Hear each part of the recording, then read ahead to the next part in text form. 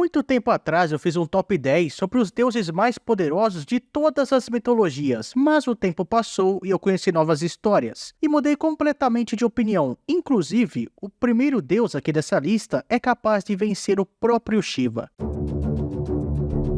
Lembrando que se você é novo aqui no canal ou não se inscreveu ainda, se inscreve aí para dar aquela moral. E também deixa o like, compartilha o vídeo e comenta alguma coisa aí porque você não tem ideia de quanto isso me ajuda. Desde já, obrigadão. Galera, para fazer essa tier list aqui, eu usei mais a minha opinião mesmo. Eu também usei uma tier list que eu fiz um tempo atrás aí em uma live. E se você quiser ver essa tier list vai estar no card na descrição. Mas basicamente eu olhei a história do deus e de acordo com quanto eu achei da hora a história dele, e de acordo também com quanto eu acho a mitologia dele forte, eu acabei colocando ele na lista. Mas ainda assim é bem complicado, porque tirando as mitologias que estão lá em cima e as que estão lá embaixo, a maioria ali no meio é bem parecida. Mas dito isso, vambora. Lá no meu primeiro vídeo desse aqui, eu tinha colocado Izanami Izanagi no 10º lugar de deuses mais poderosos. Entretanto, naquela época na minha cabeça eu pensava que eles seriam meio que os primordiais da mitologia japonesa. E não são. Conforme eu fui aprendendo mais, eu até li a criação do mundo e do universo da mitologia japonesa, eu vi que tem alguns deuses antes desses dois. E mais pra frente aqui no vídeo vocês saberão quem eles são. Pro 10º lugar aqui nessa lista, eu escolhi uma deusa da mitologia celta, ou mais especificamente mitologia irlandesa. Inclusive o nome dela é Irlanda, ou um dos nomes dela. Quem já acompanha meu canal há um certo tempo sabe que pra mim a mitologia celta é a mais fraca de todas. Entretanto, até mesmo nas mitologias mais fracas tem algum deus que é muito poderoso, e esse é o caso da Irlanda. Pra gente entender melhor quem ela é, a gente vai ter que voltar um pouquinho para a origem da mitologia irlandesa, para achar chamadas invasões, que eu já contei várias vezes em outros vídeos aqui no canal, mas eu vou dar um resumo aqui. No começo, a Eriu, ou Irlanda, se chamava Césaire, e ela era neta de Noé. Sim, esse Noé mesmo que você tá pensando, aquele da arca. Só que ela não foi convidada para participar dessa arca quando começou o dilúvio, então ela teve que se refugiar em algum outro lugar. E ela foi na Irlanda e ficou lá dentro de uma caverna, e por um bom tempo. E durante esse tempo, outras invasões no local aconteceram, e entre elas estava os Tuatha de Danann, que era o principal grupo de deuses celtas. Eles enfrentaram os Fomorianos, que eram gigantes dos mares, e venceram, e conquistaram a região, e estava tudo bem até aparecer outro grupo, e dessa vez de humanos, que eram os Milesianos. Eles enfrentaram os Tuatha de Danann, e iriam perder se não fosse pelo surgimento de Césaire novamente. Só que dessa vez ela estava divinizada e tinha se tornado uma deusa, e não qualquer deusa, mas uma deusa trina, ou seja, ela era 3 deusas em uma. Durante o dia ela era Bamba, de noite Fótala, e enquanto estava dormindo se chamava Iriu. Ela prometeu ajudar os milesianos a derrotarem os Tuatha de Danann, contanto que se vencessem, dessem para aquela região ali, aquele novo país, o nome dela. Os Tuatha de Danann foram derrotados e o nome da região virou uma variação de Eriu, que é a Irlanda. Então assim, convenhamos, né, por ela ter basicamente derrotado um panteão e ser 3 deusas em uma, vale a pena estar aqui na lista. Caso você esteja se perguntando, de onde que você tirou essa história da neta de Noé na mitologia celta e não sei o que, você tá maluco? Não, cara, eu não tirei isso da minha cabeça, tá? Eu uso alguns livros aqui como fonte. Por exemplo, essa história da neta de Noé saiu desse livro aqui, tá? E eu tenho outros aqui, por exemplo, mitologia japonesa, mitologia hindu e também a mitologia nórdica de Neil Gaiman, tá? Que inclusive, se você gosta de mitologia nórdica, eu indico muito esse livro aqui, tá? E todos esses livros que eu usei vão estar aí na descrição se você tiver interesse. No meu vídeo antigo, o 9º lugar tinha ficado com a deusa Amonet, lá da mitologia egípcia, porque ela era praticamente a contraparte do deus Amon. Só que aqui eu acho que o 9º lugar está bem melhor nas mãos do Odin, que é o pai de todos da mitologia nórdica. E aqui vai o mesmo pensamento que eu tive com a Irlanda, lá na mitologia celta. Porque é meio complicado falar, né? Porque eu sei que a mitologia nórdica tem muito fã, mas pra mim, tirando a mitologia celta, a segunda mais fraca é a mitologia nórdica. Porque lá os deuses também são bem mais humanos, né? São praticamente humanos com superpoderes. Ou melhor, humanos com super armas. Porque pensem comigo, quando eu falo mitologia nórdica, qual é o primeiro deus que vem na sua cabeça? O Thor, não é? O Thor na mitologia nórdica é dito ser o deus mais forte, pelo menos em força física. Só que ele depende muito dos equipamentos dele, principalmente do martelo e do cinto, o Meginord. Sem esses dois, ele não é tão forte assim. Ele precisa muito desses dois equipamentos para fazer tudo o que ele faz, principalmente para caçar os gigantes, os Jotuns. Ele é dito ser o campeão entre os deuses Aesir, e ele é muito reconhecido pela força dele, apesar, que tem, por exemplo, o Vidar e o Magni, mas como esses dois aí não são tão falados, vamos ficar no Thor mesmo. E pra quem aí tá pensando, aí, mas você tá falando besteira, o Thor é o mais forte e pronto, acabou. Bem, eu desafio você a me falar uma história em que ele derrota um gigante com as mãos limpas, sem nenhum equipamento. De toda forma, nós temos o Odin na mitologia nórdica, que é poderoso sem ou com os equipamentos dele. Falar do Odin é basicamente chover no molhado. Ele tem uma sabedoria impressionante, absurda na verdade. Principalmente depois dele ir no poço de Mimir e beber da água de todo o conhecimento, em troca de dar um de seus olhos. E além de arrancar o próprio olho por causa de sabedoria, Odin já passeou pelo mundo dos mortos. Ele se pendurou na Yggdrasil e se espetou com a sua própria lança, até que finalmente as runas se libertassem para ele. E também é o criador do mundo junto com os seus irmãos. Além de, é claro, como o próprio nome dele diz, ou melhor, o título dele diz, o pai de todos, ele é o pai de praticamente todos os deuses da mitologia, tirando, é claro, os irmãos dele e alguns outros deuses ali. Mas ele também criou os anões e dizem até que ele criou os próprios elfos. O Odin é basicamente o ápice que um deus Aesir pode chegar. Na versão anterior, o 8º lugar ficou com o deus Amon, mas aqui ele vai ficar com Marduk, que é o deus da mitologia babilônica. Eu não vou me aprofundar muito aqui nele, porque eu já fiz um vídeo onde eu conto toda a história de Marduk, que é o Enumelish, que vai estar aparecendo aí para vocês também. Mas em resumo, ele é o campeão dos deuses, um título muito parecido com o Thor da mitologia nórdica, mas o Marduk fez por merecer esse título. Ele também é o deus das tempestades e o rei dos deuses. Mas no começo, ele era apenas mais um deus ali no meio do panteão babilônico. Tudo começa com a Tiamat, que é uma deusa primitiva da Babilônia, e também um dragão, se revoltando contra os novos deuses. E todos tinham medo de enfrentá-la, até que o Marduk disse que se os outros deuses tornassem ele um rei, ele enfrentaria a Tiamat sozinho. E assim ele fez. E juntando todas as armas que ele tinha e todas as habilidades, ele foi enfrentar a Tiamat. Para vocês terem ideia de quanto era forte, ele simplesmente rasgou a Tiamat no meio, e usando todas as partes do corpo dela, ele criou o mundo, e depois, é claro, se tornou o rei dos deuses e o protetor da cidade da Babilônia. O 7º lugar tinha ficado com o Ra, que inclusive ele poderia estar novamente aqui, mas eu preferi deixar uma versão mais poderosa dele, na minha opinião, é claro. Se bem que tem o Aton também, que poderia estar aqui, que por um certo momento foi o único deus egípcio, mas como ele seria um deus praticamente do monoteísmo, eu preferi deixar ele de lado, porque é mais complicado analisar. Mas o Amon-Ra, ou Amon-Ra, é um dos mais populares deuses do Antigo Egito, aparecendo como um homem barbado ou um carneiro. No começo ele era um deus menor e esquecido, adorado em Tebas, mas depois, quando juntaram ele com o Ra, ele se tornou um dos deuses mais poderosos, conhecido como o faraó dos deuses. Para vocês terem ideia do pulo de importância que o Amon teve, no começo, ele era um deus bem xoxo, um deus bem menor. Ele até fazia parte da Ogdod e tudo mais, mas não era maior que nenhum deles, representando o obscuro, enquanto outros deuses representavam coisas mais concretas. Mas ao se tornar o Amon-Ra, dizem que esse significado do nome dele representaria o imensurável, ou seja, você medir o poder do Amon é praticamente impossível, de tão forte que ele é.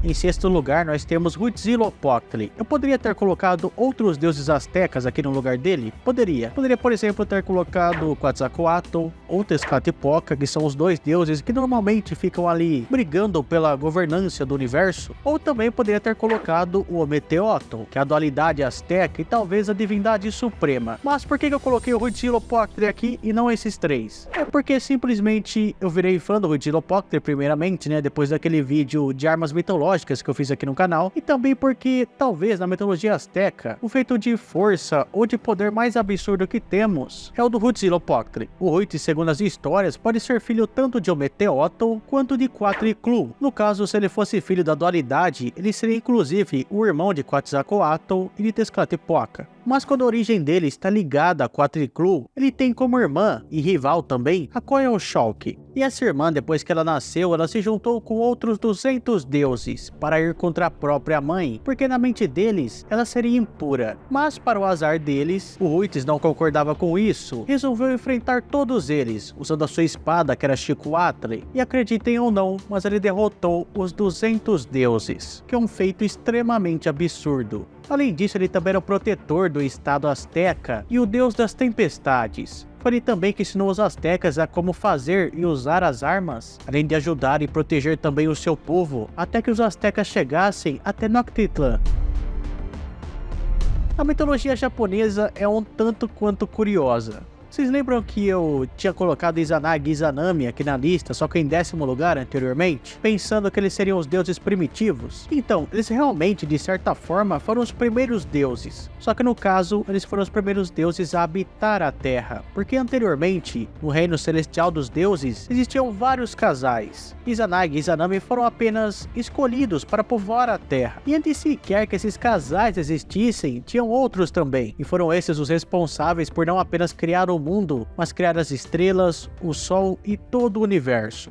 Os primeiros deuses japoneses mesmo, os primeiros dos primeiros, foram 3. Eu vou tentar falar o nome aqui, mas pode ser que eu acabe falando errado. O Minakanushi, o Kamimusubi e o Takamimusubi. Quando eles apareceram no universo, não tinha praticamente nada, era apenas um lugar muito escuro. E a maneira que eles criaram os astros é muito parecido com Dragon Ball, principalmente no caso do Ki. O primeiro deles, usando seu terceiro olho, criou uma espécie de bola de fogo na mão e lançou no espaço, e chamou ela de Estrela Polar. Depois o outro, fazendo uma espécie de dança com as mãos, criou a luz em todo o universo, fazendo as estrelas e a lua. O terceiro criou o firmamento e a terra dos deuses. E depois esses 3 simplesmente viraram as costas e foram embora. Mas ainda apareceria mais 2 deuses primitivos, que nasceram do bambu. Eles ficaram muito tempo discutindo para pensar como criar alguma coisa que ajudaria o universo. E para pensar melhor, eles resolveram meditar. Só que essa meditação foi tão intensa e tão forte que eles simplesmente começaram a criar luzes. E essas luzes se espalharam pelo universo escuro, criando assim a Via Láctea. Então, galera, na minha mente, esses primeiros 5 seres aí da mitologia japonesa são extremamente poderosos, especialmente os 2 últimos que criaram a Via Láctea simplesmente meditando. Então, eles merecem estar aqui na lista.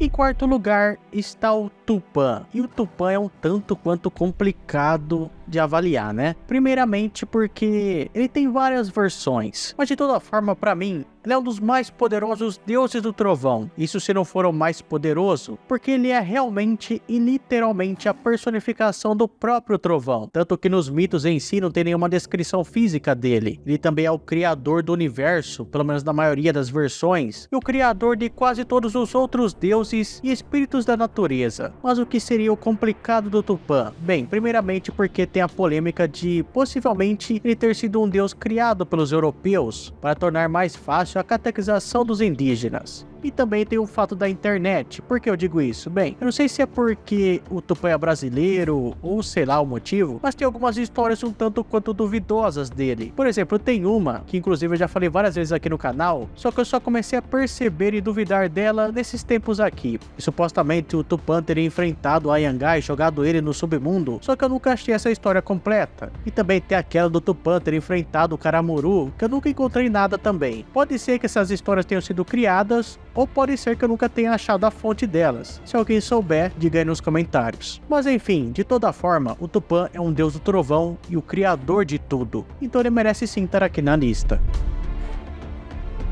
Em 3º lugar, a gente tem o Zeus, mas calma, que não é o Zeus que você normalmente conhece, né? O que a gente normalmente vê na mitologia grega, mas sim a versão mais poderosa dele, que é o Zeus órfico, ou o Zeus do orfismo. Caso você não saiba o que é orfismo, eu já fiz um vídeo aqui no canal, mas eu vou dar uma explicação bem rapidinha para você. O orfismo seria uma interpretação diferente da mitologia grega, em que as pessoas seguem os ensinamentos de Orfeu, aquele mesmo Orfeu da mitologia grega que desceu lá no submundo para buscar a alma da sua esposa. Essa galera aí tem uma outra interpretação da maioria das histórias gregas, principalmente da criação do mundo. Inclusive eles têm mais de uma versão para isso, tem umas 3 ou 4, não me lembro direito. Em uma dessas existe o Phanes, que seria meio que a personificação de todo o universo. E em um certo momento da história, o Zeus, depois de derrotar o Cronos, ele vai até o Phanes e simplesmente come ele, ou melhor, absorve ele. O Zeus então se torna o ser mais poderoso de todo o universo, se tornando praticamente o próprio universo. Então assim, não tem como,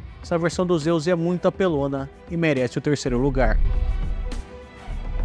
Trimurti, essa é bem famosa no canal também, e você já deve saber de quais deuses eu estou falando, né? E eu estou falando da Trindade Hindu, os 3 deuses principais do hinduísmo, principalmente quando se trata do hinduísmo atual e do base, né? Porque tem algumas variações e o deus principal pode acabar mudando. Mas a Trimurti são os deuses responsáveis por manter o universo funcionando corretamente. Tem o Brahma, que é o criador, o Shiva, que é o destruidor, e o Vishnu, que é o preservador. Eu até pensei em colocar eles em rankings diferentes, para ficar mais legal pra tier list e tudo mais, porém, como o hinduísmo vê eles como iguais, achei melhor deixar eles no mesmo ranking. De toda forma, os 3 têm poderes absurdos e cósmicos. Mas só por curiosidade, pra mim, o mais poderoso desses 3 é o Shiva, até porque tem algumas histórias em que os deuses recorrem a ele quando precisam resolver algum problema e derrotar algum Asura muito poderoso. Mas pra ser justo, o próprio Vishnu também tem histórias muito parecidas, principalmente quando se trata dos avatares, que sempre aparecem quando o mundo está prestes a acabar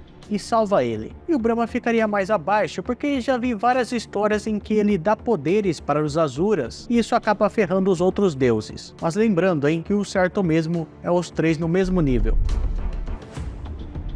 E por último, temos o Nyarlathotep, da mitologia do H.P. Lovecraft. Eu sei que vai ter gente falando que não devia ter colocado o H.P. Lovecraft aqui na lista e tudo mais, mas como é uma mitologia que eu trago aqui pro canal e eu gosto bastante, eu achei que vale a pena estar aqui na lista. O Nyarlathotep é um deus exterior, ele seria o principal arauto de Azathoth, que seria o deus supremo desse panteão. Eu poderia ter colocado Azathoth aqui? Eu poderia, mas como ele está sempre dormindo, eu acho que isso dá uma baita nerfada nele. E o Nyarlathotep está sempre pulando de um planeta para outro sem nenhum problema. Ele esteve na Terra desde sempre, sendo até mesmo o antigo faraó. Ele já criou cultos para ele ser adorado, e destruiu os mesmos depois que eles perderam a serventia. Nyarlathotep é extremamente sábio, e a realidade para ele é apenas uma brincadeira. E é exatamente por isso que eu coloquei ele acima da Trimurti, porque o Nyarlathotep muda toda a realidade ao seu redor. Dá pra gente perceber isso no próprio conto dele, onde ele começa a fazer com que suas pinturas ganhem vida, e no meio de uma rua abrir uma passagem para o centro do universo.